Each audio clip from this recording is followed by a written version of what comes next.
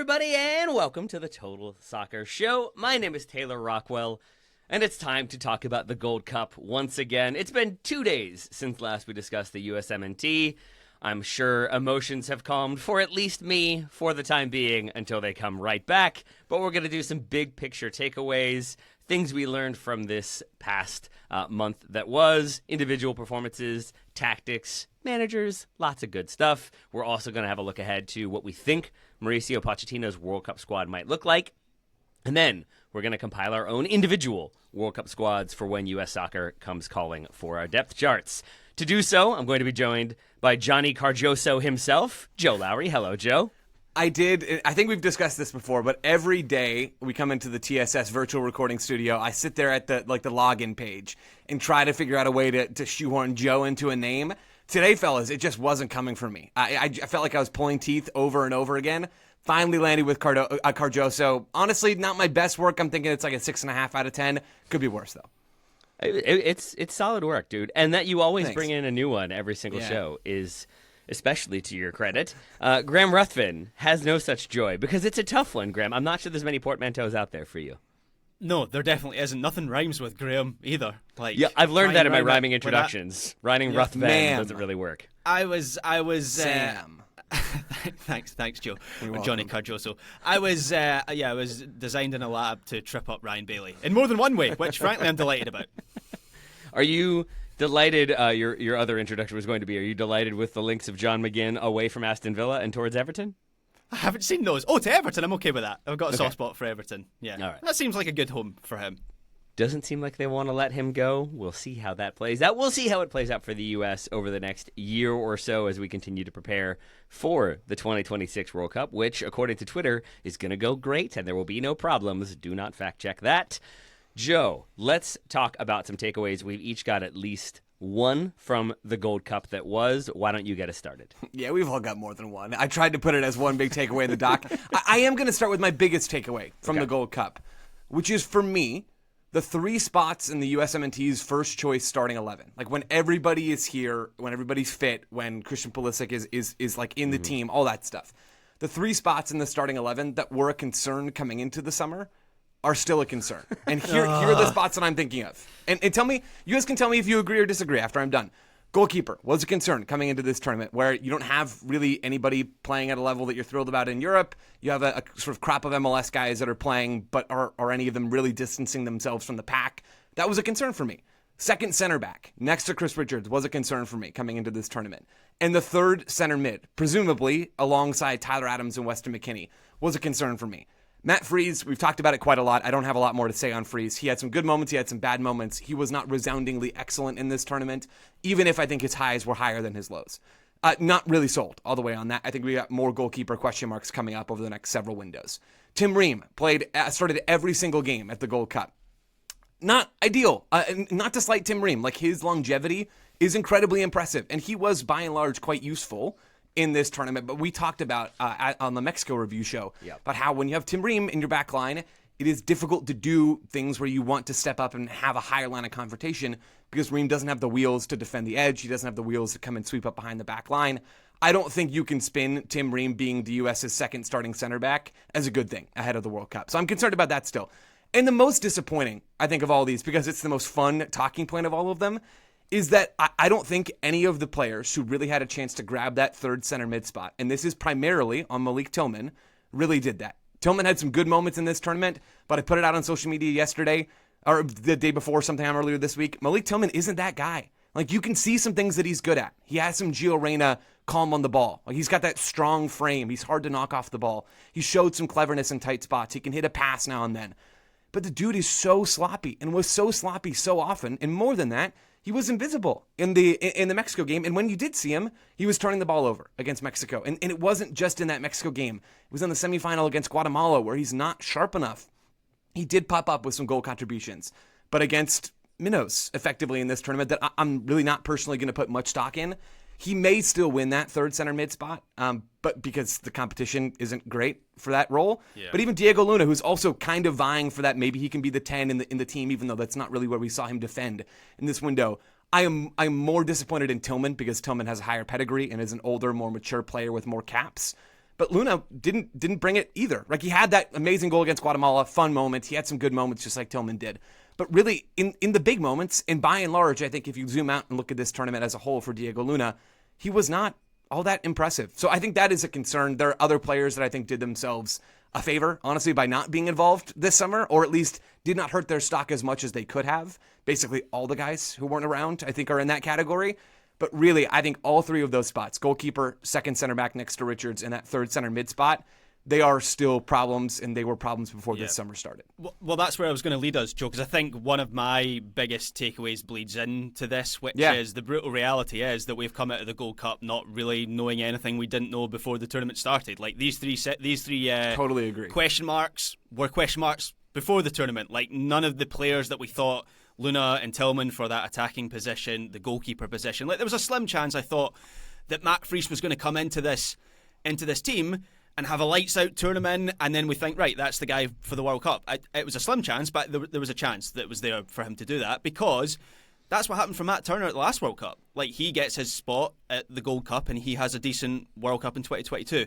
Matt Friis has that mistake against Haiti. He has the shaky game against Guatemala. He has the shootout moment, which is really valuable, and he comes out afterwards and says that penalties are his thing, and if that's true, and look, he made 3 saves in that shootout, so I have no reason to doubt him.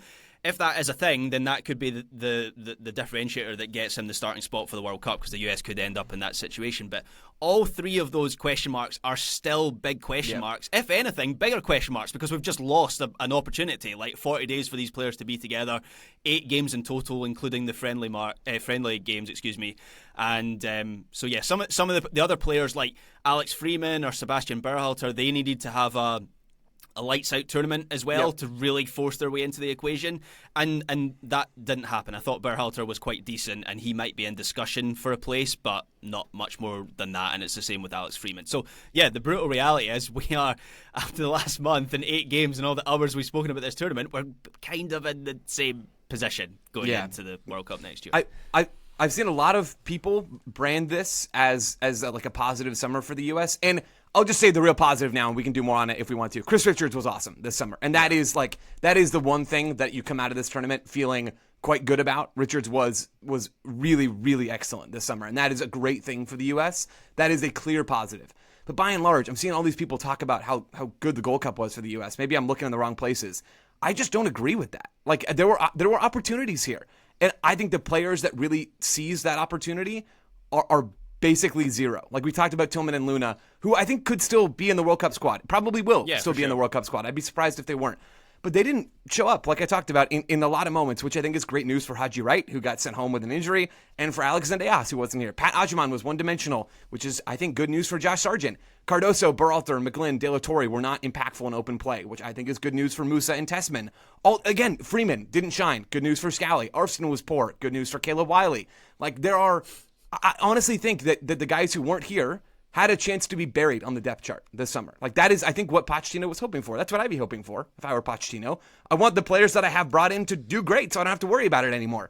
And that just straight up did not happen, which is going to make the next stretch quite murky, even as Poch insists that he's going to continue to rely on some of these guys and to make the players that weren't around this summer earn their spots back into the team. I don't know how hard it is for some of these players to earn their spots back in now. So we've gone from we don't know what we don't know to we have a better idea of what we don't know. Is that about where we are? We have a better idea that the U.S. has a lot of uncertainty now than we did a month ago. Maybe that's where I would go. Yeah, I mean, I think if I was going to try to like put a slight positive spin on it, but I think we've landed on a very good initial takeaway, which is that there are at least 3, but likely 3 starting spots in the USMNT that when everybody is fit are a bit of a question mark. And I think maybe it was 4 for me going into the Gold Cup, and Chris Richards has made it 3. So in that way, I think you can paint it as a positive. But I think that's a really good place to start, is that, goalkeeper remains murky, and that's not even because of Matt Friis necessarily anything he did wrong. He did some stuff wrong. He did some stuff very right in this tournament. It's just that we need a larger sample size with him in between the sticks and him being a kind of lights-out performer, or we need Matt Turner to make a move and then start playing again and look like Matt Turner of old. But I think it just remains a murky situation in which a couple different people could potentially stake a claim, and I think the same goes for that second center back spot. It seems like it's Tim Ream for the foreseeable future. Joe, to your point, like the slowness of the stepping really started to loom large for me, because in the past I've only seen it as like, if we are like playing a high line and there's a ball in behind, you just need one fast center back who can kind of police that and patrol that. And that is a massive oversimplification that I now realize really doesn't work, because it's not just the pursuit of a fast player who can then go stand on the slow player. Don't forget, it's also that to have that high line in the first place, you have to have that willingness to step out, that sort of confidence of we can step because we know that we'll defend this well. If you don't have that confidence, if you're a little bit more concerned about your speed or about the speed of play, maybe you step out 5 yards too slow or 5 yards too short, and that gives too much space to your opponent. And I think to your point, Malik Tillman, Tim Tillman didn't cover himself in glory either this summer, but Malik Tillman doesn't, and has me feeling like maybe he looks better with everybody around him. This is a question that I want to pose to the two of you. I remember you all kind of making the argument when Manchester United signed Mason Mount that he's a very good complementary player to bring in and have in your team, but if you're looking for him to be the man, maybe that's not really what he's going to do, and maybe you're spending a lot of money for a player who can't do that. Is that a fair comparison to Malik Tillman, or are the issues in his game going to be present regardless of who is playing around him? Joe, I come to you first. I think the issues are going to be present regardless. I think Malik Tillman has some smoothing out to do of his game. Like, I think too often in this tournament, he was sloppy on the ball and his touches were loose, and he was not. I mean, think about some of those moments we talked about in the Mexico game where he's just turning the ball over multiple times in a 5-minute span, where he's pulling out a nice turn but then taking a loose touch and losing the ball higher up the field.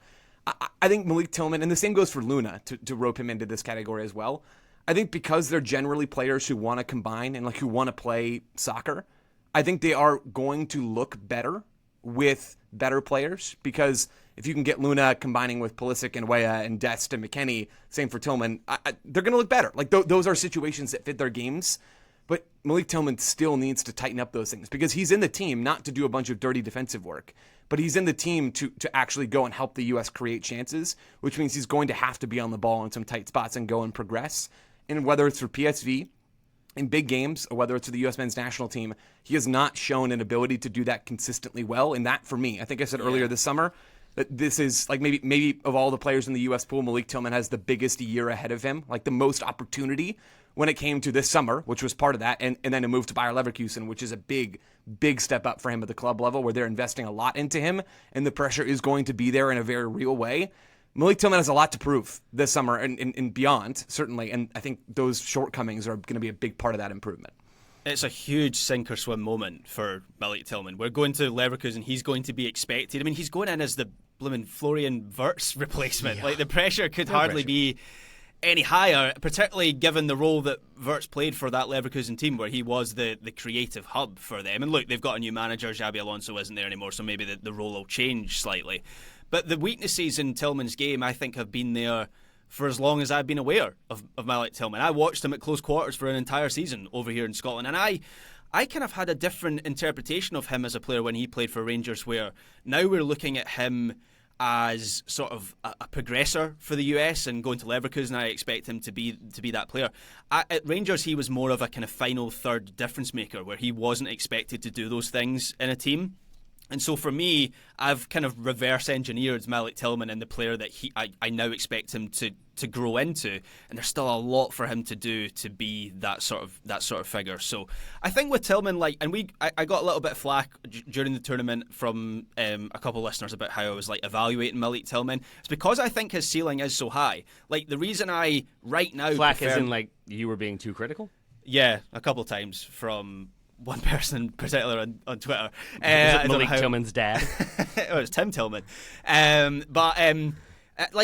said on the show that right now I prefer Diego Luna, and it's just because I think he is closer to being like the final Diego Luna, and maybe the ceiling of that player isn't as high as Malik Tillman.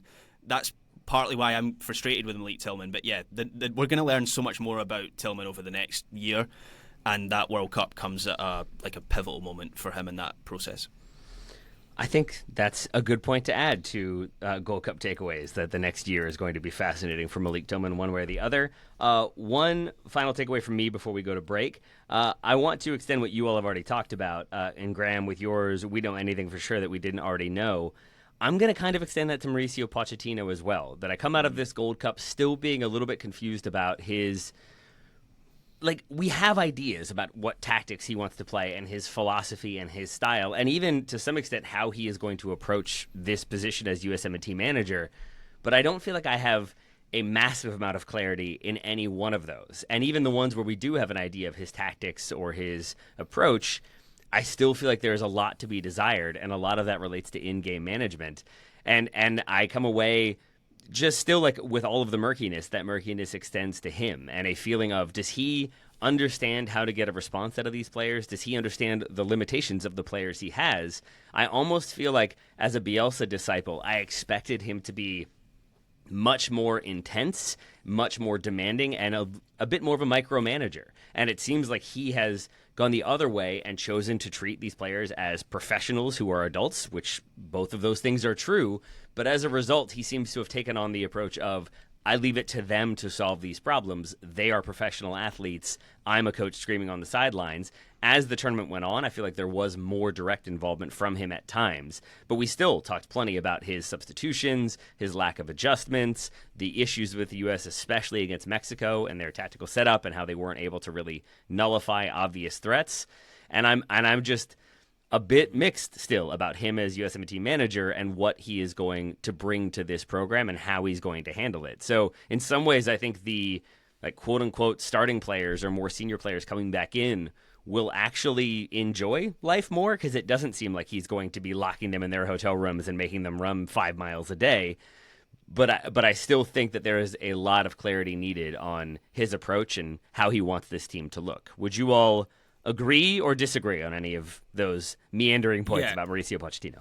No, I would certainly agree on the in-game changes during this tournament. I mean, the real nadir was the Guatemala game, which we spoke about afterwards on the review episode, Taylor, and the absolute mess that the US ended up with on the pitch, where Tyler Adams comes off when they're trying to protect a lead. It's Brendan Aronson who comes on for Luca De La Torre. That just emptied out the central midfield. He was all over the place. He had no clear role. And then the icing on the cake was John Tolkien coming on to play ahead of Max Arston when the US are trying to lock things down, and then Zimmerman comes on to basically just head the ball into the sun as the US had got so deep and were just bunkering. So that whole sequence was a worry, and from that concern comes the worry that we already had about how well does Poch know his players, and then from that, how committed is he to learn everything about his players? Because I don't think anyone expected him to know Max Arston or John Tolkien's game inside out coming into this job. I mean, let's be real, he probably hadn't heard of those players coming into this job. But we're now 10 months in to this assignment, and I might expect him to know more about those players. So is he not putting the work in? I don't really know. I didn't have a great read on whether Pochettino would be. Obviously, as you said, Taylor, he is a Bielsa disciple. I don't know whether he is. I've never really placed Poch as a Pep sort of figure. I think he is a little bit looser, a little bit more vibesy than Pep or a couple others like Mikel Arteta or someone like that. But one of the things that is confusing, given what we knew about Poch previously, was I had read time and time again, or I'd heard time and time again, that players love playing for Poch, and he immediately gets that buy-in from a squad. Yep. That was certainly the case at Spurs. I think towards the end of his time at Chelsea. I mean, do you remember all the social media posts about when Chelsea sacked him, and Nicholas Jackson is gushing on social media about how badly he'll miss Pochettino? I don't get the sense of that connection with these players yet, and maybe it's built up with this group over the course of this Gold Cup. But if we're talking about Pulisic, which has obviously been aired out in the public, and some of the other big name players, I don't think that connection and that buy-in exists at all, which just leads me to one of my other big takes, which is that September camp is going to be huge, because we're going to learn a lot about where Poch stands with some of these players, and conversely where some of these players stand with Poch. He's going to have to blend some of the squad from this summer with a lot of the guys who are deemed big names who are going to be available again. And if this summer was about sending a message to some players, does he feel that message has been taken on board? Yep. And if he doesn't, are we going to see more of the Gold Cup squad than a lot of people imagine? My personal hunch is a good number of these guys from the summer are coming back, and that is going to be super interesting to see. Yep. I agree entirely on all of that, especially with the importance of the September camp. I think that, though, is like the frustration I feel is, like, do we feel like we come out of this knowing, like, Poch's guys? Maybe. But I still don't know. Like, is he grinding tape? Is his expectation for a national team manager that you're watching every single player every single weekend and you're becoming intimately familiar with the entire pool? Or is it the opposite? Is it, no, I have staff and support personnel who recommend players and I'll watch them tape, but largely I want to see what they do in training. Like, either one of those is viable in its own way. I just kind of still don't know which one it is for him. And those types of questions keep sort of bubbling up without clear answers along the way. And so, on the one hand, yes, that September camp is going to be really important, and I'm excited to see what happens. On the other hand, it feels like another example of, like, yeah, but the next time we're going to have more clarity. But the time after that, like, ultimately it's going to be like, but the next World Cup, trust me, by 2030, we're going to have this thing figured out. Like, so that's taking it too far. But I think that speaks to the kind of looming uncertainty I continue to have about this team. And on that note, we'll go to a break. We'll come back with some more big takeaways, maybe some optimistic takeaways. We'll see how it plays out. Back soon. Welcome back to the Total Soccer Show. Still talking takeaways, big takeaways from the Gold Cup. I've got one or two more for you all. In the break, we learned that Joe and Graham kept their powder not dry, which is to say they've got some minor ones. We wetted our powder. Thank you very much. There you go. Yeah, it's sopping over here, my powder. I don't care for that. I've got two more for you all. We've talked about the possible starting options. We've talked about how maybe we haven't learned a ton more about the pool necessarily, and I think that extends to the wide areas when it comes to depth. We continue to feel like it's Jedi and Dest at fullback, and after that it's some question marks. I'm assuming we're all kind of on the same page that it's Pulisic and Weah with maybe Luna factoring in there, and after that it's question marks. And what that leads to, as my conclusion, is that heading into the World Cup, hot hands are going to play. And I think anybody who catches fire and gets a really good run of form and starts scoring a bunch of goals. Joe, who were we talking about yesterday, who I should have in my notes but don't? Milanolowski. There it is, Milanolowski. There he is. Like, keep that run of form going towards September, and I don't think you could ignore a person who's scoring goals for fun in Major League Soccer. And I think that we've seen that before. We've seen players who suddenly kind of coming out of nowhere in March or April end up making World Cup rosters for the U.S. and sometimes playing considerable minutes. And I think with where this roster is now and where the pool is now, I think you can't ignore anybody who catches fire. So I think we will see people playing on the wing who start to score some goals start to get some looks and start to get opportunities. And I don't think that's overhyping an 18-year-old because, hey, it's the next thing. I think it's because there is opportunity there because thus far there hasn't been as much quality as we would like. No, I hear that. The problem with that is that there would need to be a winger scoring goals somewhere on the planet who is not Tim Weah or Christian Pulisic. And honestly, my faith in that happening is quite low. Obviously, we're nearing the start of another European season, and that does open up doors. But ultimately, I agree. And it's not just at the winger spot, Taylor. I think that's basically true for almost every position on the field. Pochettino has shown a shockingly large willingness, not in a bad way, shocking. I'm just shocked by it. He has shown a shockingly large willingness to look wherever to find players. And a lot of that wherever has been in Major League Soccer of, hey, yeah, let's grab Alex Freeman. Hey, yeah, let's get Max Arston into this team and give them an entire tournament's worth of minutes. Like, he has not been choosy about where he's finding his players. He has been the opposite of a Euro snob when it comes to picking these rosters.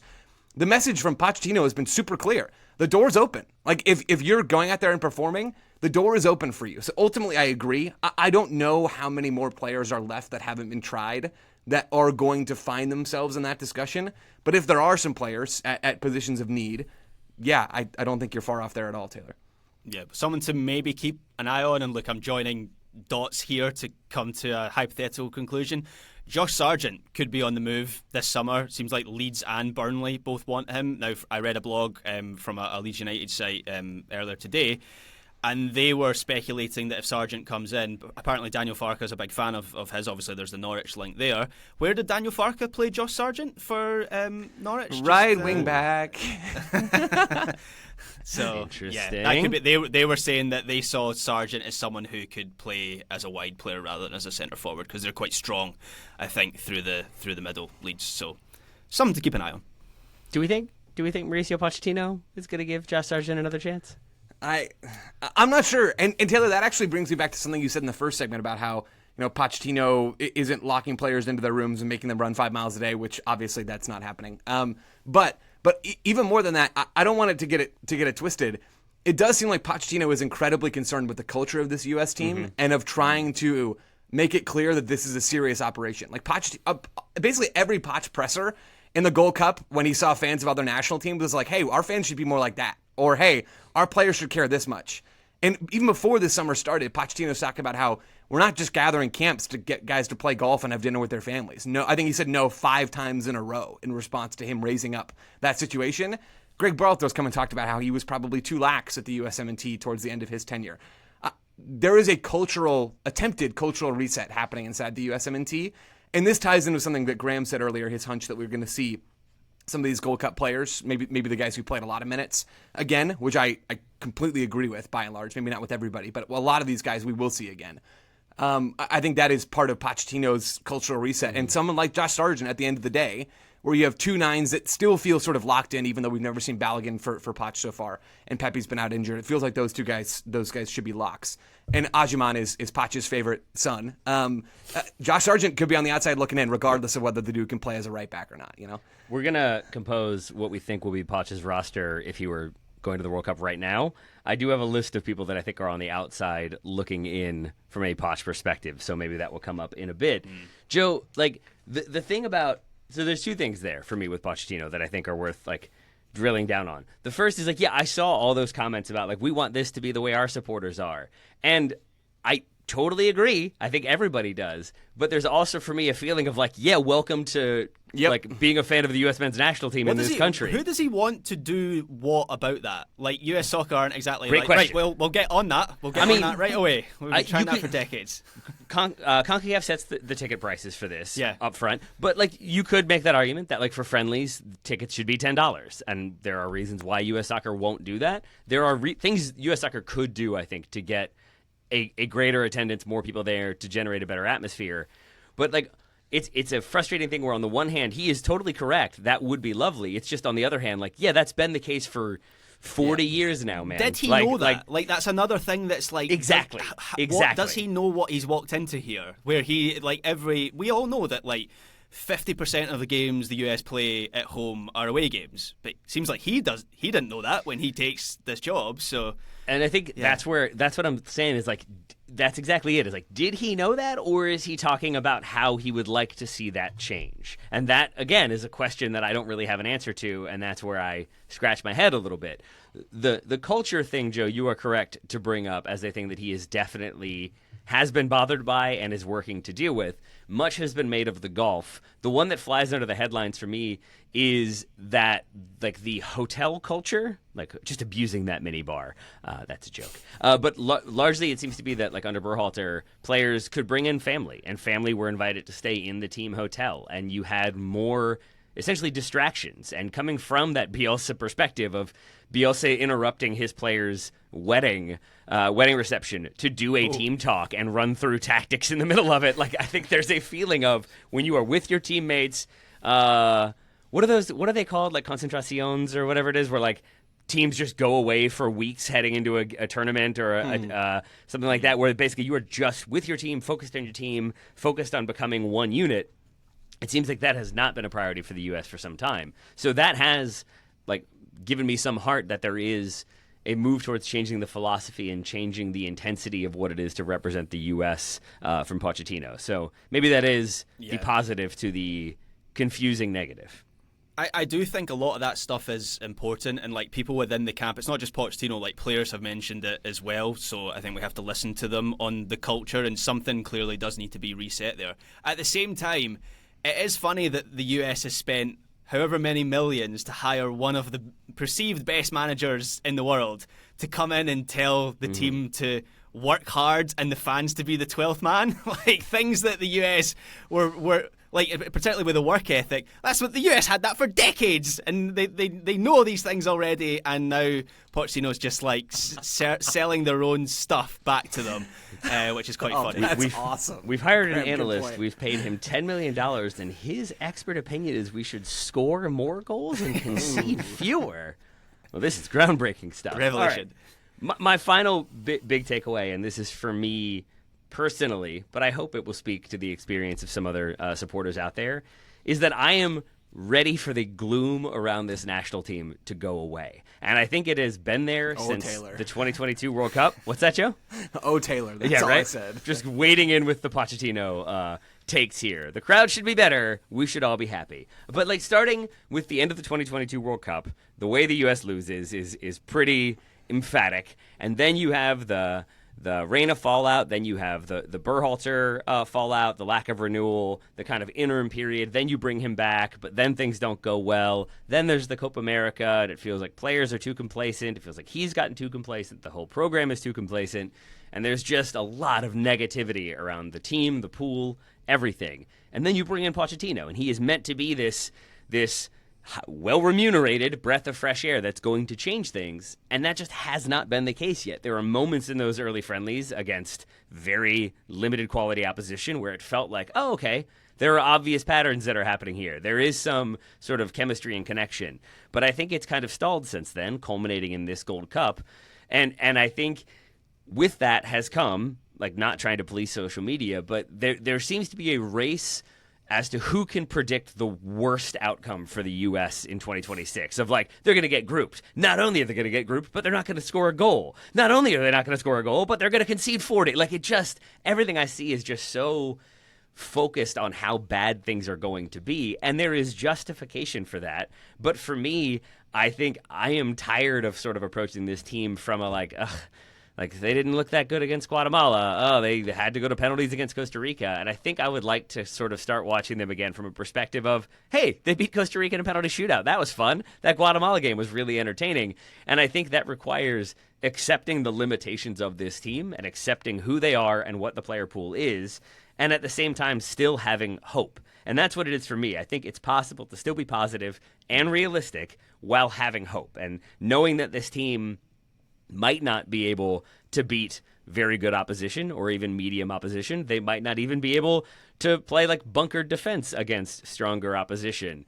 But I think, Joe, like we can take I always go back to this. The feeling we had about like the Vlatko U.S. women's national team, there can be a like, we kind of know what they are. We kind of know what they're going to be. However, one player could catch fire or things could go right. You never know. And I think that hope, I think we justifiably didn't have that hope for the U.S. women when Vlatko was the coach, but I think there's a world in which you can have an acceptance of the limitations of the team, but also have hope that things come together and things continue to come together. So that's my big takeaway, is we should be realistic but hopeful. Yeah, I think if that's the way you want to be, there I will not stop people from being that whatsoever. I know it requires you to feel feelings, Joe, and I know you're not always on board with that. I'm ready to see zeros and ones across my eyes like I do every time I watch the U.S. men's national team. I mean, my big takeaway, and I didn't get to do the Guatemala show because of some insane flight delays, and I was bummed about that. I watched that whole game. My big takeaway from that game was that the game was awesome. So I am here to have fun watching soccer. That is what soccer is for. For me, it doesn't have to be that way for everybody. For Graham, it means misery and suffering, and that's also fun. But that's where I'm happiest, Joe. That's the secret of it all. Just off the back of what you were saying, Taylor, I would like to remind people, and I don't mean this to sound condescending, because I have to remind myself at times as well. I always thought this was going to be difficult. As a host nation where you don't have to qualify for a tournament, because we see it time and time again, host nations go through this period before tournaments because there's no evidence, where self-doubt really creeps in. We saw it with Germany before the last Euros. Do you remember that whole thing? That Germany were going to be terrible at their own tournament? We saw it, I remember it most vividly before the 2014 World Cup with Brazil, where they were going to crash out of that tournament early, and obviously, they make it to the semi-finals, which wasn't the semi-final itself was a disaster for them. Let's hope that's not in the USA's future next year. But one of my predictions, not to toot my own horn or anything, but one of my predictions when we did that show at the start of this year was this was going to be a difficult year for the US because there's just nothing to base opinion on. And when you have that lack of evidence, then self-doubt creeps in. And that is exactly what has happened. I'm not trying to gaslight people into thinking that everything is okay. It's not. They're right to be concerned. But at the same time, just like some acknowledgement of the situation that the US is in. Every host country goes, to a certain extent, lesser or more, goes through this process of uncertainty before a tournament. Graham has led me to the obvious question, Joe. Would you take the U.S. making the semifinals but losing 7-1 to Germany in that semifinal, or the U.S. losing on penalties in the quarterfinals? Oh, wow. That's difficult. No, you'd still take the semi-final because think of the euphoria of getting into a semi-final through a shootout. That would be worth something. Yeah, I agree. I agree with Graham. I think I would be able to say, wow, how crazy is it the U.S. made a World Cup semifinal, and the benefits far outweigh the embarrassment of losing 7-1 because you at least had a chance to lose 7-1, and most other teams did not. That's how it's a house money situation. I'm not even supposed to be here. So, sort of, it's fine. Whatever happens, happens. All right. So I think that's a fitting note to end on. Let's take one more break. We'll come back. We'll do some roster predicting back very soon. Welcome back, everybody. It's time to predict some rosters, specifically first, Mauricio Pochettino's roster. So we're going to try to assemble a 23-player squad if the World Cup were happening right now, based on what we've seen, what we know. We'll talk about some players that might not be in there. I also think we should try to figure out who we kind of assume to be locks versus whom we assume to be a question mark or a position that has a question mark around it. Let's start with goalkeepers. Do we feel like it's Turner and Fries and then question mark? Kind of. Graham, you go. Stefan. Yeah. I would say Stefan would be the third choice. I just feel like he might have been given the chance at this Gold Cup. Matt Fries might have been Zach Steffen had things gone a little bit differently with injuries. So, yeah. I think those are the three pretty solidly. I mean, Schulte is in there, I guess. But spoiler alert, that would be my three as well. So I don't have much to disagree with on that. I also had Steffen as Poch's third pick. I think Steffen is another one of Poch's favorite sons. So I think Fries is the number one for this point forward. That not set in stone whatsoever. But Fries, then Turner, whose Lyon team was saved embarrassment and might still be in financial ruin, but will still be in Liga next year after news is dropped today. And Zach Steffen, who would have been involved this summer for the U.S. in one form or another, if not for injury. And are we going with 8 defenders up next? So I have gone with, I've broken it down in terms of slightly more granular than that. I've gone 2 left backs, 2 right backs, and this is for Pochettino's squad, by the way, and 4 centre backs, I think. 2 plus 2 plus 4. Hey! I have 9 defenders. And let's do the center backs first. The center backs first. Okay. Chris Richards is a lock, obviously. Tim Ream seems to be, and then I have the other center backs who were there for the U.S. this summer: Mark McKenzie, Walker Zimmerman, and Miles Robinson as being Pochettino's guys. Could that change? Yep. Could Poch decide to bring one fewer center back? Yep. Also possible. It does seem like we will see some group of those players because who else has really made a case for themselves? So those are the guys that I have as Poch's guys at the moment. Yeah. So I had 4 of those 5 guys, Joe, and I don't know whether you did it in order, but the one that was missing was the guy at the end, Miles Robinson, which was the discussion I had with myself, was how I could see that panning out. So, yeah, wouldn't surprise me if Robinson was included by Poch. And so, Graham, you had the 4 fullbacks then. Joe, not sure for you, but I'm going to assume you both have Dest and Robinson on your lists? Correct, yes. Bold and shouts. The other Bold 2 shouts. that I've gone for are slightly more leaning into the vibes of it all, the Poch vibes of it all. I've gone Max Arston and I've gone Alex Freeman as my other right back. Joseph? I have, for Pochettino, the exact same foursome because I do think he is attached to Max Arston, another favorite child of Pochettino. Freeman, I think, has a legit chance to be in this squad. It could also be Joe Scally. Maybe we'll hit more on that later. But Dest and Jedi are absolute locks for this team. Arston and Freeman feel like they are Pochettino locks, at least for now. Yeah, I mean, look at the games that they play at the Gold Cup. Like, Freeman starts all 6, right? He even starts the Haiti one that Arston comes out of. Tolkien's given the start in that game. I mean, Tolkien, I might have had Tolkien before the Gold Cup. I definitely had a weirdly But he had a weirdly bad tournament. And I mean weirdly by, like, he just was, like, slashing at everything. Every time he came on the pitch, it was like he was skewing clearances out of play. Like, Graham, that first touch against Guatemala, I think, will forever, like, I can't even remember the opponent. I will just remember his first touch was ball comes to his feet, and it goes, in my mind, 40 yards straight up in the air. It was his, like, attempted pass clearance. And it's neither. And for some reason, that moment is just like, Tolkien. Like, what could have been? So, yeah, I did not have him on my 4 fullback list. I also did not have Joe Scally, and I think that's another interesting sort of lens into this team right now, is that he feels like a person who should be there, especially with Pochettino in this tournament, tending to keep the right fullback closer to home, making him into that third center back at times. That was changed a little bit at various points in the knockout round, but that feels like it should be Scally, and that he hasn't been involved, wasn't called into this Gold Cup team, tells me that he is very much on the outside looking in right now. Yeah, no doubt. He is, I'll just spoil it, he is in my World Cup roster, Joe Scally, which, again, that's not like weird, right? wow, Joe Scally, I really trust and believe that you're going to be a game changer for the U.S., but that is as a result of there being no left backs other than Jedi Robinson that I want to see at the moment. So I ended up having Scally in that group as somebody who can theoretically deputize on the other side as well. Joe, who did I try to get into my USMNT draft that you would not allow me? Who was my left back option that you're like Nathaniel no. Brown, Yeah. who, if he does commit to the U.S., should be at the World Cup. That's. That way. I feel like that's where we should have Pochettino right now. It's just like camped out in Nathaniel Brown's. I'm assuming front yard. I hope he has a yard. he doesn't know who that is. He doesn't know who some of the guys in his actual squad is. Graham, don't ruin this for me. Don't ruin this for me. All right, let's go to midfield, where we have, I'm going to assume, between 6 and 9 midfielders, depending on who we're listing and where, because I think a lot of the more attacking options might also be wide options for the U.S. That's my preamble to say I've got Tyler Adams in there. I still think Pochettino has Johnny Cardoso. That might have changed after this Gold Cup, depending on how he performed, but he wasn't able to play. So for now, I would assume Cardoso is in there. I think Weston McKennie will be in there. I think he's going to be called right back in, and I think that will be fine. And it's worth remembering he wasn't at this Gold Cup because of Club World Cup, not because he was tired or injured or what have you. So I think he doesn't come in with any of the kind of baggage that other players might. Now we start to get a little bit hazier for me. I'm going to throw Tillman into the center mid pool, and kind of just based on the way rosters tend to break down, I'm going to put Luna into that center mid pool as well. How do you all feel about that?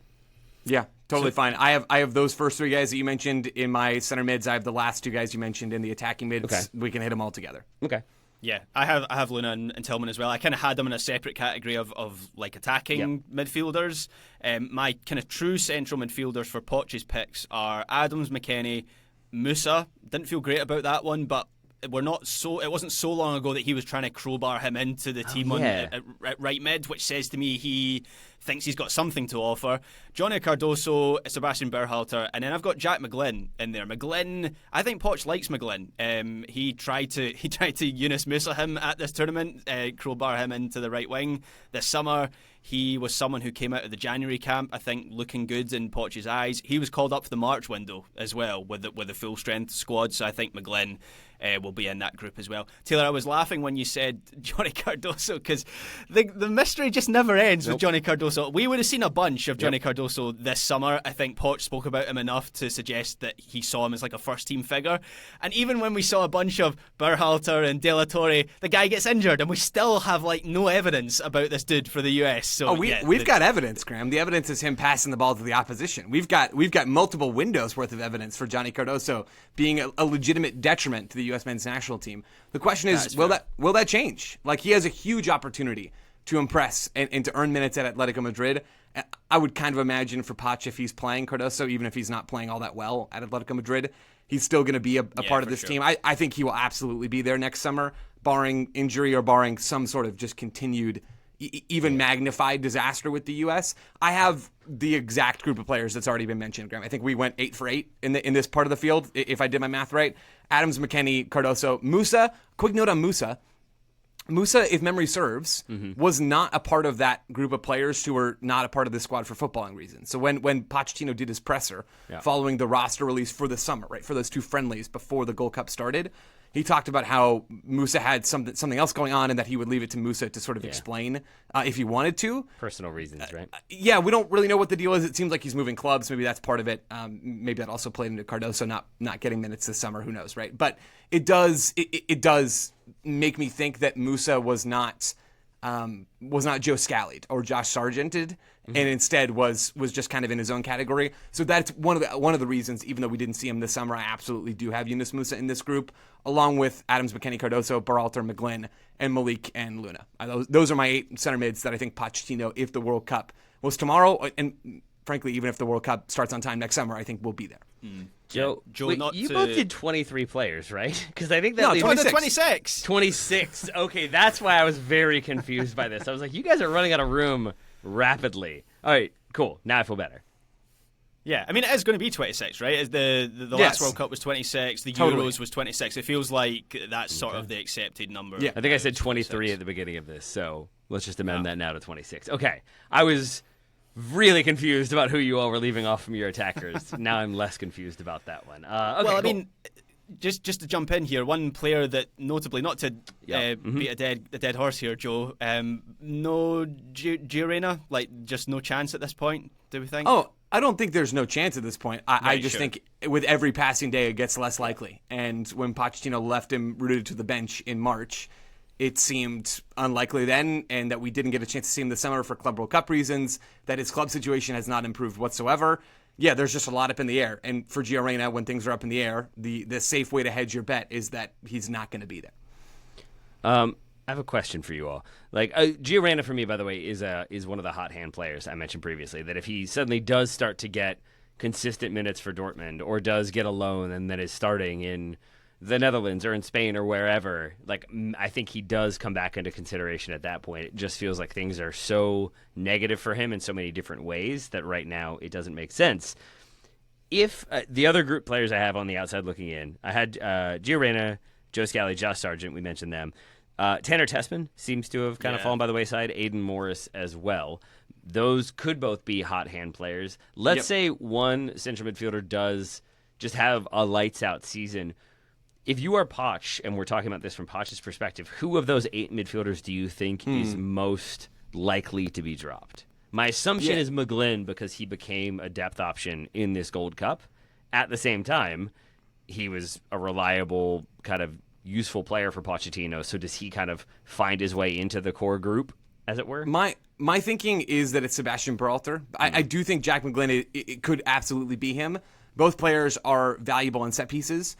Berhalter, the thing with him is that I think more of his skills are present in other players that are locks for the squad, right? Berhalter is a high-engine player. He's someone who's going to bring intensity off the ball. He's not amazing when it comes to his possession play in terms of progressing the ball. In the final third, his service with that right foot does come in handy, but we didn't see him pop up in a ton of those areas for the U.S. when he was played a little higher in this competition. So I would have it as Berhalter dropped for, say a Morris or a Tessman, because McGlynn is much more of a finesse player, and at a home World Cup where you're going to have the ball at times in the group stage as a pot 1 team, if you are not finding a way through that block, I think bringing a Jack McGlynn off the bench gives me a little bit more faith that the U.S. is going to find a nook or a cranny to exploit than Berhalter. So I would flip it to Berhalter and have him out of the squad and leave McGlynn in, but I could totally see it going either way. And then it's also interesting that we have Luca de la Torre not in the conversation. Do we feel like he's just fully played himself out?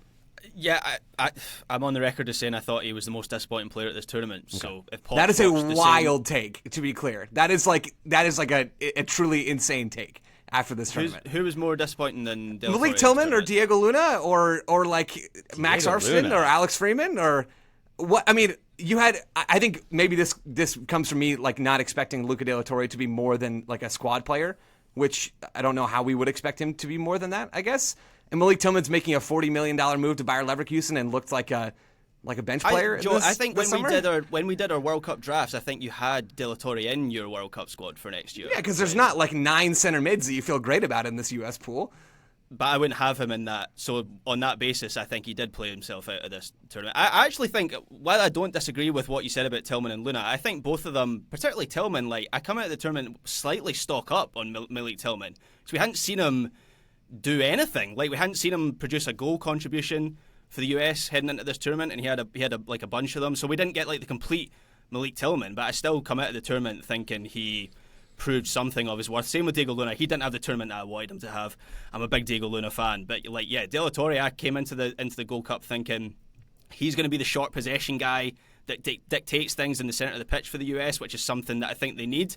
And he just wasn't that player at all. In fact, Sebastian Berhalter I thought was more that player for the US. So yeah, I stand by what I said. I was very disappointed with him at this tournament.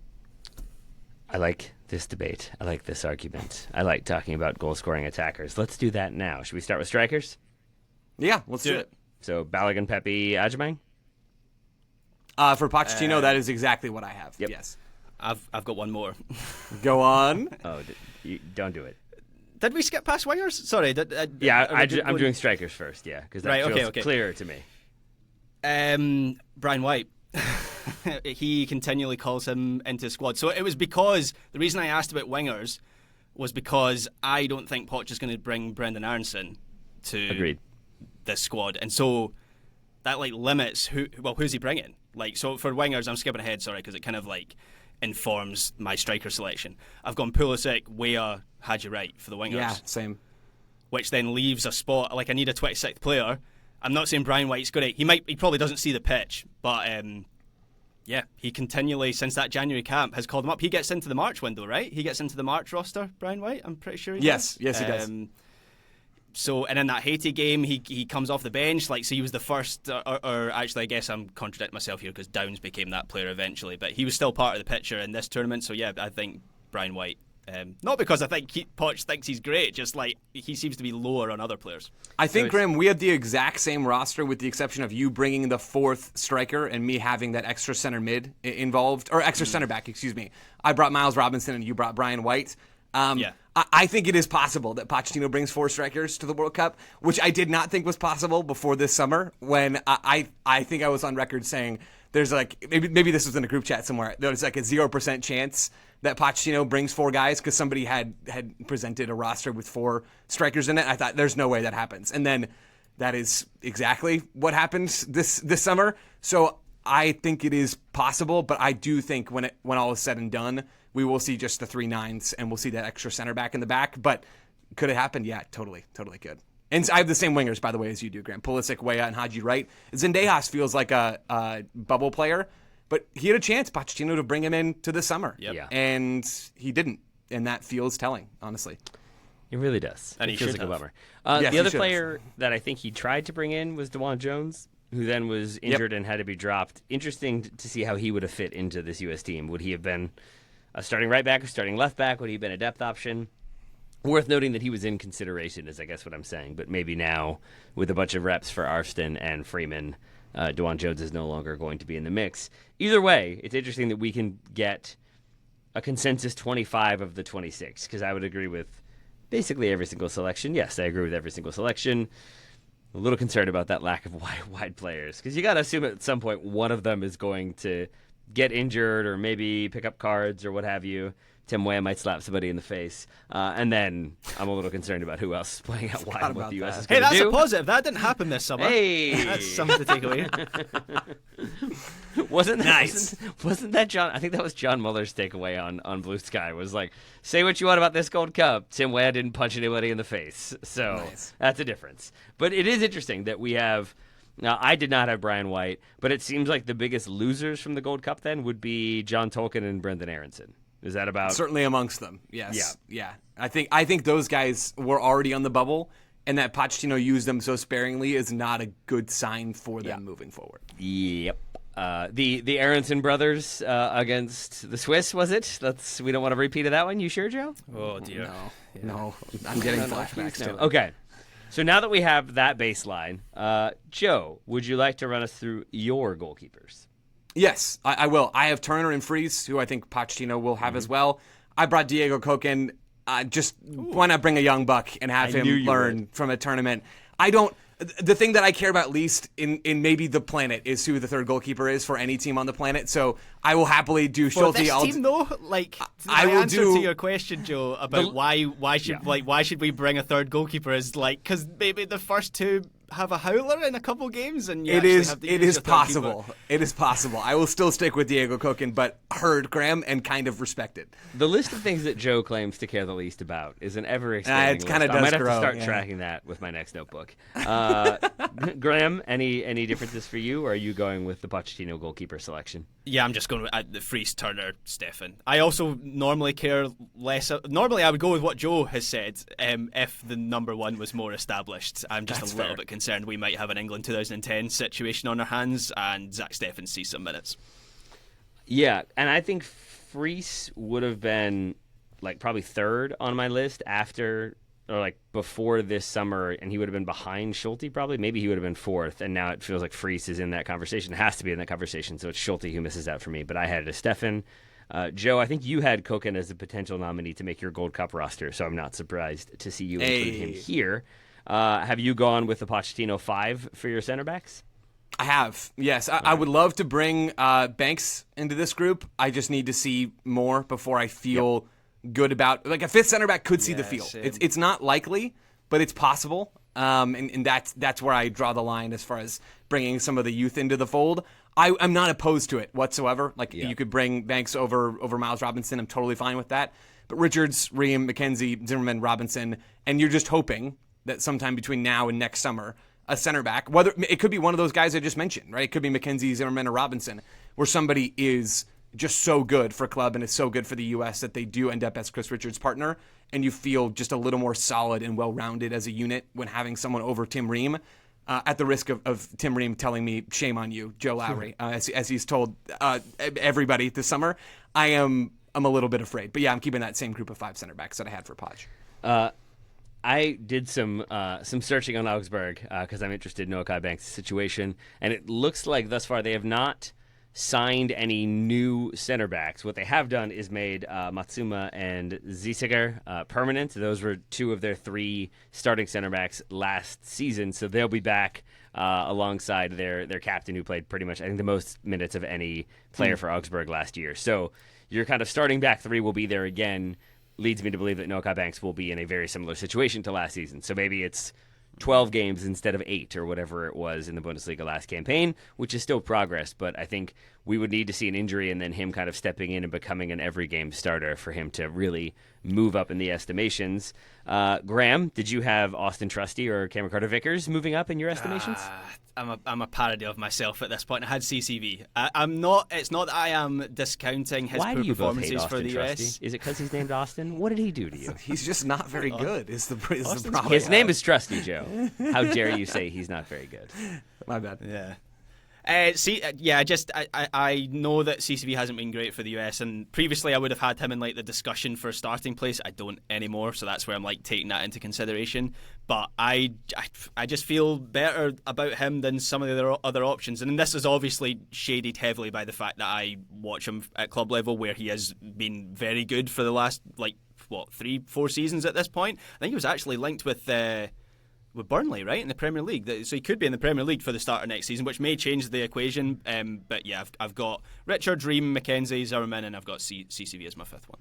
I think a move for maybe Trusty starting every single game moves the needle for him. But for CCV, like, what does a strong season domestically look like for him? It's like winning the league again somewhat comfortably and being a good defender for the best team in Scotland by a wide margin. I think a move is probably required if you want to see him further in that conversation, because it either means more development or just a bigger challenge that he has overcome or not overcome. So I had him in CCV at the expense of Miles Robinson. I think that's mostly just because I still have hope for CCV and Austin Trusty, and I need one of them involved. How Joe feels about Austin Trusty is how I feel about Mark McKenzie, by the way. So they're always a little bit interchangeable, but I think right now McKenzie has the edge, and I don't feel so strongly about Austin Trusty's game one way or the other. So I'm fine to roll with you both there, even if it makes me sad. Are we going with the same fullbacks then? I'm going to assume that we all have Dest and Robinson. Then it gets a little bit murkier from there. Yeah, I think I teased it earlier. I've got Joe Scally over Max Arfston, so I would bring 3 nominal right backs in Dest, Scally, and Freeman, and I would bring just Jedi at left back. The one wrinkle here is if Nathaniel Brown commits to the U.S. men's national team, then bye-bye Alex Freeman for now, unless Freeman is is like lights out for Orlando City and comes back in and does look a lot better for the U.S., although I think in an ideal world he's not playing a lot of minutes for the U.S. between now and the World Cup because Serginho Dest is playing some of those minutes. But Freeman, I think, had a big opportunity this summer, and I stand by the fact that we talked about it quite often on this show. Pochettino did not use Freeman in his best role, which is fine. Like, Freeman is not a player you need to game plan around, right? He's not a player that you have to make everything just right so he can be comfortable and go and play. He's not that level of an impact player. But even though we didn't see the best of Freeman, we did get him high and wide quite often throughout the knockout rounds when Pochettino ditched the original way he was getting into his 3-2-5 structure and started dropping a center mid into the back line at times, or not always dropping a center mid in the back line at all. The right back pushed forward quite a bit instead of staying home. Freeman did not impress me in games that you would hope to see a World Cup hopeful impress you. So I think he is still in my squad. He is still in my squad, but he is a player that I think really missed an opportunity this summer, and that I am not, like, honestly, I don't see a huge difference at the moment between Freeman and Scally in terms of their ability to impact the U.S. So I'd rather have the mature vet in a World Cup where you don't want to get embarrassed than Freeman in this case. But I'm bringing them both unless Nathaniel Brown comes to town. Why would Nathaniel Brown? Oh, I see. Okay, so you're bringing Scally over Freeman. Correct. If Nathaniel Brown commits. I would move three right backs. Yep, 3 right backs, 1 left back. The U.S. brought 1 left back. The last World Cup, Dest can play on the left, Scally can play on the left. I think it's all good. That's exactly the same as what I've got. I have a question for you all then. With that in mind, if Dest can play on the left, and Dest could also be like a wide attacking option, which I do think he could be. I think he could be a creative attacking player. Does it make sense to just like kind of abandon the idea of having an attacking right back and you just bring like Dest and Jedi and maybe one more left fullback option? Maybe it's Max Arston, and then you bring another center back and you just out and out have your right back be a center back? Like that does solve some problems in my mind and allows you to use squad like spots elsewhere, roster spots elsewhere for different players that you might need in other looks. I would feel better about that, Taylor, if the centre-back pool was like an area of strength. I don't feel like if the US had the kind of... that's a fair point. All right, I don't know whether you're getting... Just in like a fundamental level, I don't know whether you're getting another good player into the squad into the team, by doing that. While I accept your point. Fine. All right, central midfielders, Graham. What are we changing up there? I'm minus Jack McGlynn as the only one. So I've got Adams, McKennie, Musa, Cardoso, and Berhalter. If Berhalter hadn't had such a good Gold Cup from a set piece point of view, I might have had McGlynn over Berhalter before the start of the tournament, just because we all know that. And I accept your point, Joe, about that did cause me pause for thought of like McGlynn is a different. He brings a different dimension, like his passing range, the fact he can shoot from distance. So, I wouldn't find it outrageous if you had McGlynn over Berhalter. But yeah, I took away McGlynn from this from Poch's selection for my picks. Joseph, I did what I said earlier. I took away Berhalter and left McGlynn. Okay. So I have Adams, McKennie, Musa, Cardoso, and Jack McGlynn. But basically, what Graham said, I mostly agree with, and I'd be fine with Berhalter over McGlynn. That's okay. And I should have added, I had Scally over Arston as well, Joe. I'm still confused. I had Scally over Freeman, excuse me. I had Arston still in there. I'm still confused about how Dest is going to fit into this, because I cannot imagine you were asking Serginho Dest to stay home and be like a right center back. My assumption is that it would be that the build shape that we saw at times where it's the 2 center backs, it's the 2 fullbacks more advanced, and then it's the 2 center midfielders into the half spaces, which I think I like if that's...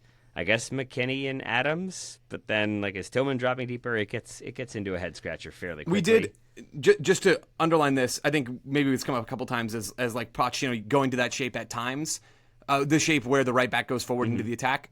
We saw 3 full games, more than 3 full games actually, of that shape this summer, which is like a really, I think, big sample size. We'd already seen the right back getting forward a little bit in maybe it was back in the last fall sometime. So Pochettino is super willing to deviate from that right back stays home role, even though that is what we saw at the beginning of this summer. That is certainly not how the summer ended. And it wasn't just like, it came in at the end for a few minutes. It was like games worth of Pochettino showing a willingness to do that. So I think Dest will fit, really cleanly right into that right back role, and that won't be a huge issue. But then didn't you say that Freeman stayed home more often? At the beginning of the summer, we saw Alex Freeman stay home. So in the friendlies, we saw it, and at the beginning of the Gold Cup in the group stage, we saw it. Then there was a halftime swap. I believe it was in the group stage where we saw Freeman push forward, and then Freeman, I think, was subbed off in that game, and he didn't finish that. That was a Saudi game, possibly. Yes, yep, that sounds right. And then for all, even setting that aside, like that's the cherry on top. For all 3 knockout round games, if you cast your mind back to Costa Rica, Freeman was free to push forward, and Seb Berhalter started on the wing. He would pinch inside and drop a little bit deeper. Freeman would be the width provider. We saw it against Guatemala. We saw it against Mexico. So there's like a pretty big pile of evidence that Pochettino is willing to let his right back go forward. I hear you. I still disagree a little bit with the big pile of evidence because I think the U.S. had so little possession against Mexico and Guatemala and Costa Rica that, like, you're right that probably did happen when the U.S. had possession. It's just that they had possession so infrequently that I do not remember it all that much, aside from the moments when I was like, oh, they're doing that shape thing. There's one guy in the middle. Is that enough? I don't know if that's going to be enough. We'll see how this plays out.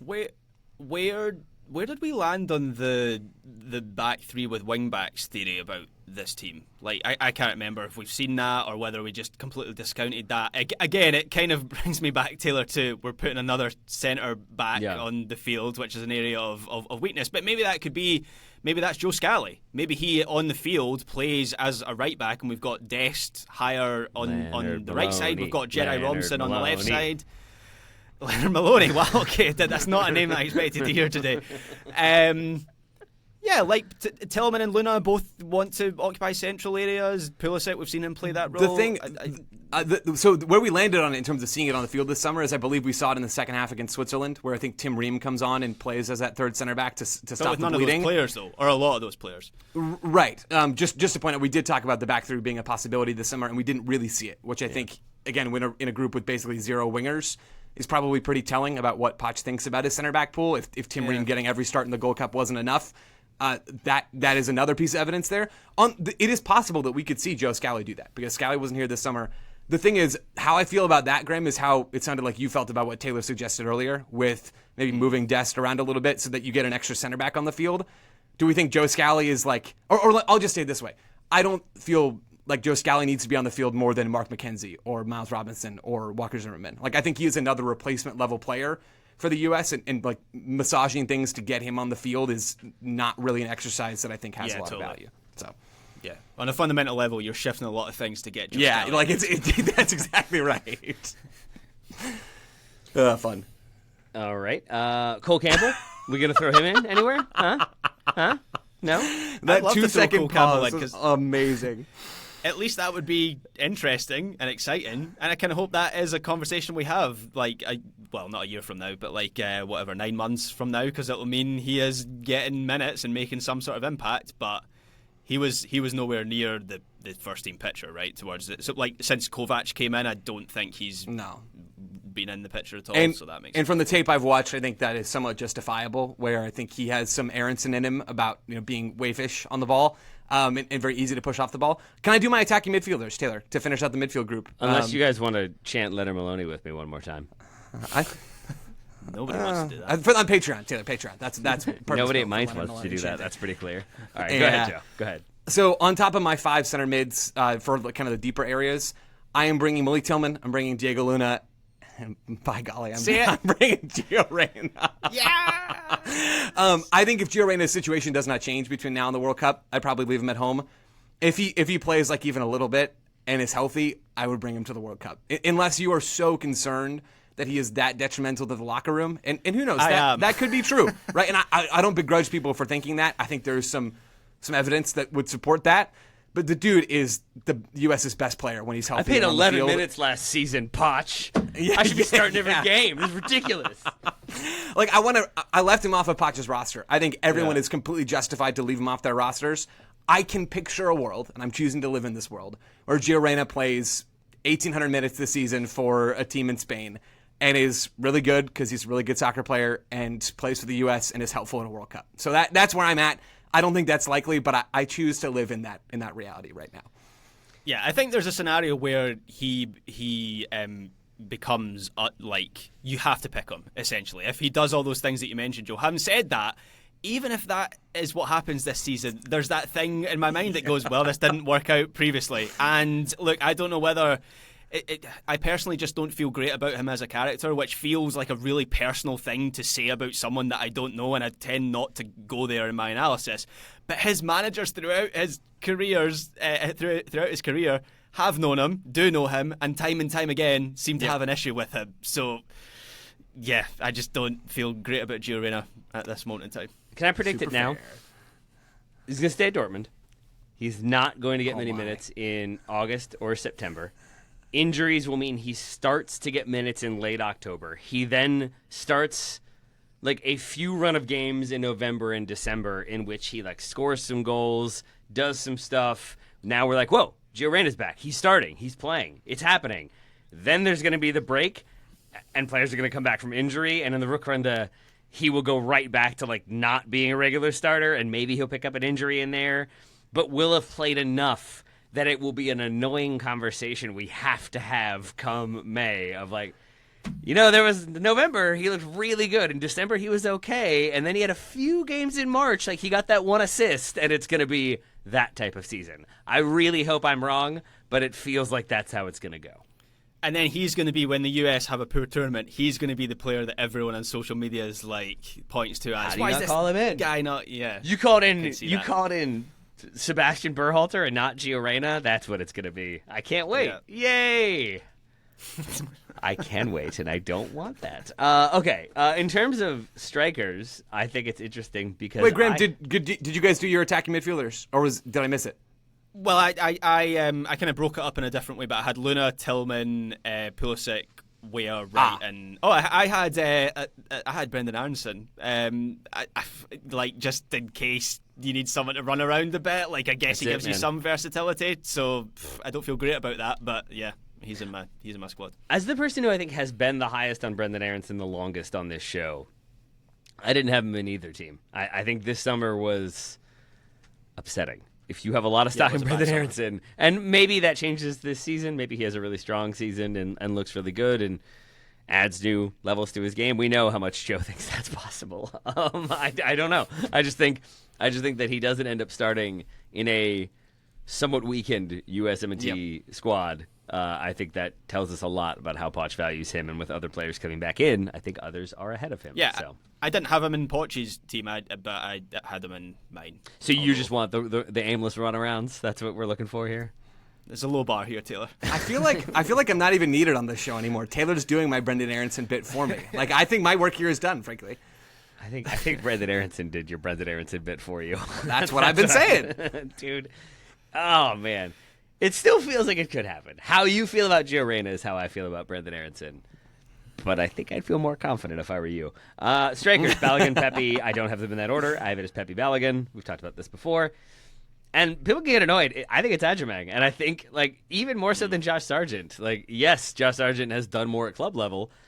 Josh Sargent is anonymous when he plays for the U.S. men's national team. Adjumang isn't that. And, like, he's not anonymous because he runs the wrong way and shoots wide of goal and can't get a shot off. But he is also, like, visible when he does hold up and does draw fouls and challenges for stuff in the air and fights for things and closes people down. And there is, at the very least, intensity and effort and strength behind his performances for the U.S.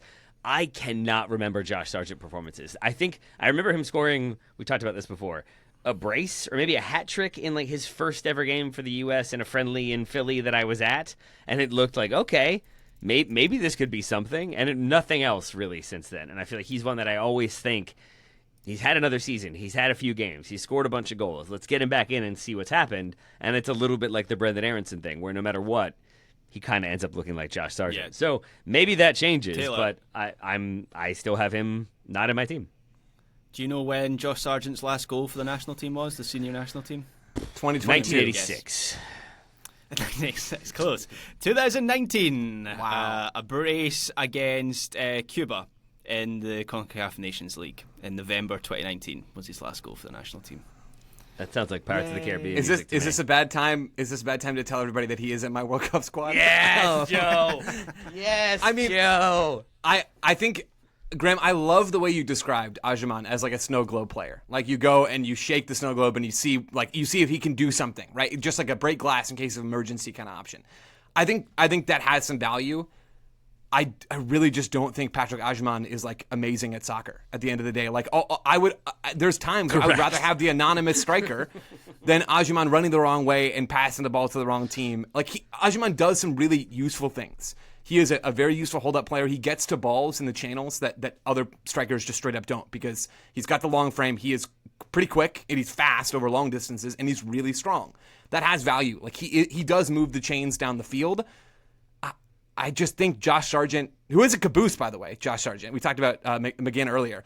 Like Josh Sargent has some real strength and can do some of those things if he is motivated and involved, and he's better at like the on-ball soccer stuff than Agyemang by a country mile. I don't feel the need to die on this hill, but honestly, this is my roster, I would take Josh Sargent along with Pepe and Balogun, and just really hope that my third striker doesn't need to do a whole lot of stuff either way. There's just, not to kind of labour the point of Agyemang, because I think Taylor's already made it well, but like there's just moments where, even in that Mexico game where he barely has an impact on that game, but there's still a moment, I think, when the US is 1-0 up in that game, where he beats Montez to a ball over on the right side, and he draws the foul. Yeah. And that is then an opportunity for the US from a situation they've already scored from to get a ball into the box. And there was moments like that in every game. So I kind of disagree on, I would rather the anonymous striker over the striker who does bad things, because there's still that chance Agyemang does something good in a game. And I think, honestly, I get all the criticism of Patrick Agyemang. He is a long, long way from being the complete striker that everyone wants him to be. But this summer was like the complete thesis statement on him, where he still scored like a couple goals and still did things in games that broke open the game, particularly in the group stage. And yeah, it was poor opposition, I get that, but he still makes my selection. Super fair for Big Pat. Super fair. I have no issue with that. The player that neither of you were brave enough to predict would be in the team or included in your roster is Milan Orlovsky, who I have indeed included in mine. So there you go, Joe. How about that? That rules. That absolutely rules. No notes, Taylor. I mean, I'm here for it. It goes to my idea. Like, a hot hand might get a look here, and I think that's what Damian Downs was meant to be. I did not love what I saw from Damian Downs this summer, and I think that he, again, with everything we said about Agyemang, he continued to start over Downs. Maybe I'm coming at this from too much of like a Poch perspective, but I think that tells me a lot about how things kind of played out in camp. Yeah, I mean, Damian Downs is like, he's a young player. We talked about him last year before he was called up. He's still raw. He doesn't bring a ton on the ball. He's kind of a slasher behind the back line. He's got a lot of stuff to do. He's going to be with Southampton this season. He's got a lot of things to improve in his game. I don't think he's a realistic choice for the World Cup squad. He would need to be great between now and then for that to happen. And if he does, awesome. And if not, then I don't think anybody's really going to be disappointed, probably except Damian Downs and his friends. I love the Orlovsky pick, Taylor. I will accept that if he can bring Anders Dreyer with him. So if that can happen, if we can take him from Denmark, then I am so unbelievably sold. Can we? How long has he been here? Yeah, I'm just Googling. Does he have caps? Surely he does. We cannot. He's been starting games for Denmark. Yeah. He's got 5 legit. caps. Speaking of Greenland wingers, belongs to Denmark, right? So if we just continue that expansion, maybe Anders, Denmark come on becomes down. the US, and now we're good to go. Everybody loves that. I think there's no issues with that whatsoever. No one on the planet, certainly not in Greenland, would have any problems with that. My wingers, I have gone with Pulisic, Weah, and Zendejas. You could convince me in a world where Gio Reyna is not in the squad, which is most of them, to bring Haji Wright as well, and just have Malik and Luna kind of as the more attack-minded center mids, leave Reyna off the squad and bring a fourth winger. I think that is super, super possible. In fact, I think Haji's closer to the real squad than Zendejas is right now. But I'll go with the small kind of technical winger over the slasher, because I think we've got enough verticality in Pulisic and Weah that I'm wanting a little Zendejas in this team. Are there any players for you all? I think we've kind of hit on a few, but I want to kind of assemble this list as well. Graham, have we gotten your wide players? I'm sorry.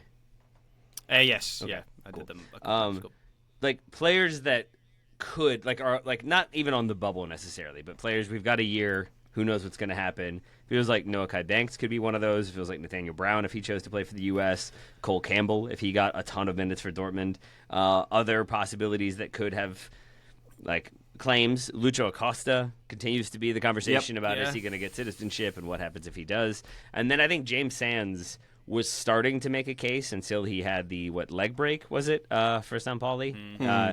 Either way, it was the long-term injury. But if he comes back in, midfield being as it is, he might be one who gets some looks, but I think that would have to happen sooner rather than later. Are there any other names in there? Lucho's a great shout, and one that didn't factor into my thinking here, but is a player that I would really think hard about bringing to the World Cup, and probably would bring to the World Cup.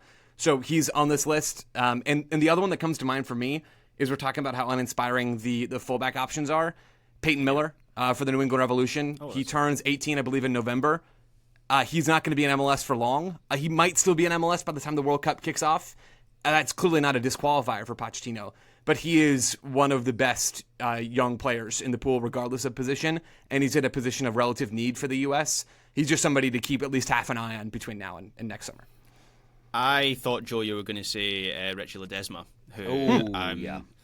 Like, where are we on him? Like, notably, he this is the first time he's been mentioned. If he is, like, if he's committed to the US, if that has happened, then surely he makes, like, what, Poch's squad and ours? You would assume.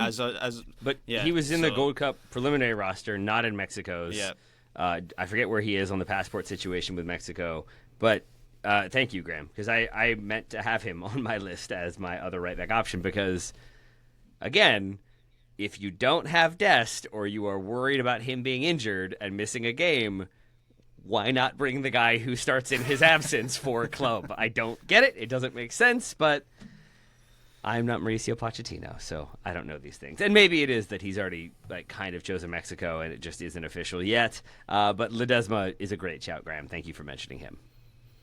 Yeah, a couple other names just going through the Wikipedia. You know how they have that section that's like recent call-ups, people that have been mentioned in a list or have played some games recently. I mean, Gutierrez, Brian Gutierrez, I thought. Are we going to keep trying to do that? We're going to try to make him Guti. We're going to try to make him Guti over the real Guti. It's a good nickname. It is. I liked Guti, the original Guti. That's what I'm saying. I think he is the original Guti. I don't know if it makes him sound better than he possibly is as well. This is my contention. It's a cool nickname. Yes, go ahead. Anybody else? No, I mean, we've already mentioned him. I don't know how broad your definition is, but Tanner Tessman, if all of a sudden he's playing at a consistent level in Liga, and assuming Lyon are still at that level, then maybe he is kind of, you have to pick him. Yep. But yeah, Joe, you wanted to do like 10 minutes on Busio, right? Yeah, yeah, I absolutely did. I appreciate the attempted yes and. Gianluca Busio's hair is amazing. He is far, far better at soccer than almost everybody on the planet. That's what I got. How close was Jordan Morris to either of your selections? Not close. Not very, yeah. But maybe from a position of ignorance more than Joe would probably be able to speak more about. I mean, he's in the hat. Like, honestly, you could draw so many strikers out of the hat for me. Like, it could be Ajiman, it could be Sargent, it could be Jordan Morris. I mean, there's like nothing separating these guys. I think the U.S.'s 9 hopes this summer rest on Pepe and Balogun. And it's honestly a bit of a shame that we haven't gotten to see those guys recently for the U.S. because we've had to spend a lot of time talking about who's going to be the third striker when realistically that just doesn't matter very much. Or you hope it doesn't matter.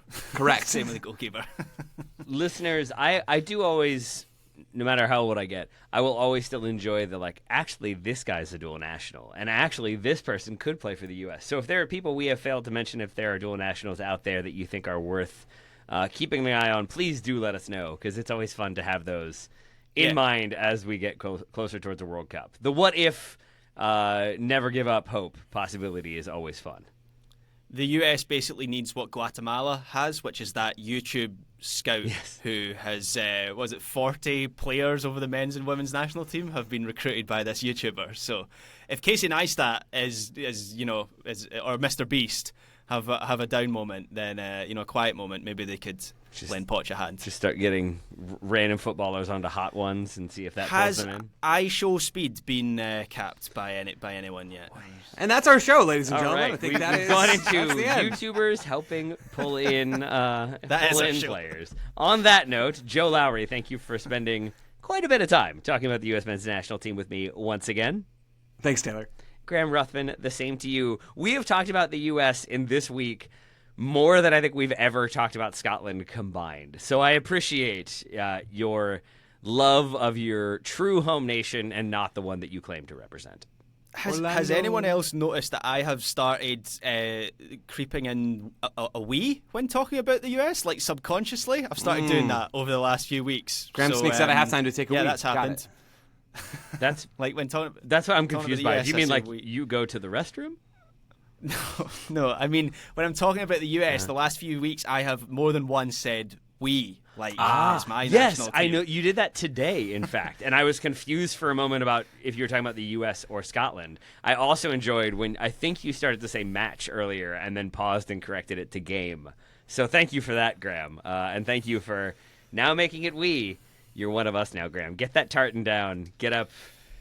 I don't know, an American flag. Don't hang an American flag. You're fine. You're fine. I've got an American flag. Maybe I should. Boy. We're going to do really good at the World Cup with that nice, shiny young winger that we have, Lamine Yamal. But I mean Spain, of course, my true spiritual national team home. Joseph. Is that, there we go. That's how we do it. All right, gentlemen, thank you both once again. Listeners, thank you all so much. We'll talk to you again very soon.